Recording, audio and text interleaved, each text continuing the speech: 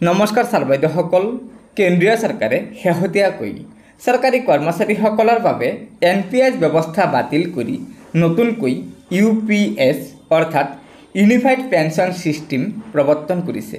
আৰু এই নতুন পেনশ্যন ব্যৱস্থা প্ৰৱৰ্তন কৰাৰ লগে লগে দেশৰ চৰকাৰী কৰ্মচাৰী সমাজৰ মাজত প্ৰতিক্ৰিয়াই দেখা দিছে, যাৰ ফলস্বৰূপে নেশ্যনেল অল্ড পেনশ্যন ৰেষ্টৰেশ্যন ইউনিফাইড ফ্ৰণ্টে যোৱা 25 আগষ্ট 2024 তাৰিখে মোদী ডাঙৰীয়াক এই চিঠিখনৰ জৰিয়তে এই নতুন পেনশ্যন UPS ব্যৱস্থা বাতিল কৰি হুবহু OPS অৰ্থাৎ পুৰণি পেনশ্যন পুনৰ প্ৰৱৰ্তন কৰাৰ বাবে দাবী জনাইছে। হয় ছাৰ বাইদেউসকল, বলক আমি আগবাঢ়ি গৈ এই চিঠিখনৰ মূল বিষয়বস্তুখিনি ভালদৰে জানি লওঁ। প্ৰথমতে আছে প্ৰতি মাননীয় প্ৰধানমন্ত্ৰী নৰেন্দ্ৰ মোদী ডাঙৰীয়া। বিষয় আছে পুৰণি পেনশ্যন ব্যৱস্থা পুনৰ প্ৰৱৰ্তন কৰাৰ বাবে আবেদন।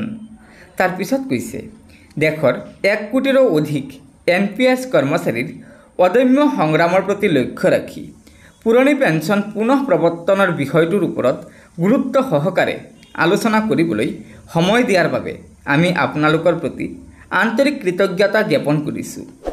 সমগ্ৰ দেশৰ 1 কোটিৰো অধিক NPS কৰ্মচাৰীয়ে আশা কৰি আছিল যে আপুনি পুৰণি পেনশ্যন পুনৰ প্ৰৱৰ্তন কৰাৰ বাবে সিদ্ধান্ত ল'ব, কিন্তু সেয়া নহ'ল, যাৰ ফলত সমগ্ৰ দেশৰ সকলো NPS কৰ্মচাৰীসকল হতাশাত ভুগি আছে।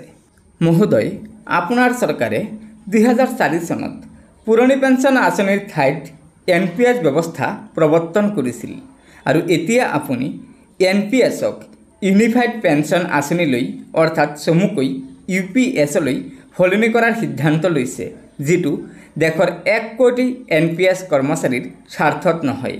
আপুনি NPSৰ 1 কোটি কৰ্মচাৰীক 3টা ভাগত ভাগ কৰিছে, যাক আমি সকলোৱে তীব্ৰ গৰিহণা দিছোঁ।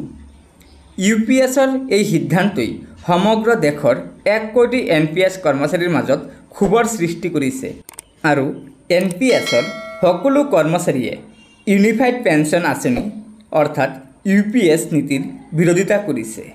পুৰণি পেনশ্যন আঁচনিৰ পুনৰ প্ৰৱৰ্তনৰ বাবে আমি অধিক জোৰদাৰ সংগ্ৰাম কৰি যাম আৰু আগন্তুক সময়ত ৰাজ্যসমূহৰ বিধানসভা নিৰ্বাচনত OPSৰ বাবে ভোট দিয়ক অৰ্থাৎ ভোট ফৰ OPS অভিযানৰ জৰিয়তে তীব্ৰ সঁহাৰি দিম।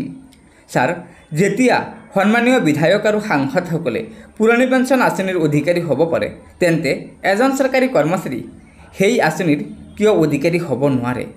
আমি NPSৰ 1 কোটি কৰ্মচাৰীক হতাশ হ'বলৈ নিদিওঁ।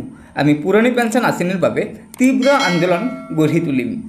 হয় ছাৰ বাইদেউসকল, নেশ্যনেল অল্ড পেনশ্যন ৰেষ্টৰেশ্যন ইউনাইটেড ফ্ৰণ্টে যোৱা 25 আগষ্টত প্ৰধানমন্ত্ৰী ডাঙৰীয়াক এই চিঠিখনৰ জৰিয়তে পুনৰ আহ্বান জনাইছে যে কেন্দ্ৰীয় চৰকাৰে অতি শীঘ্ৰে এই NPS বা UPS এই দুয়োটা পেনশ্যন ব্যৱস্থাকে বাতিল কৰি হুবহু OPS পুনৰ প্ৰৱৰ্তন কৰক, যিটো চৰকাৰী কৰ্মচাৰীসকলৰ মুখ্য দাবী।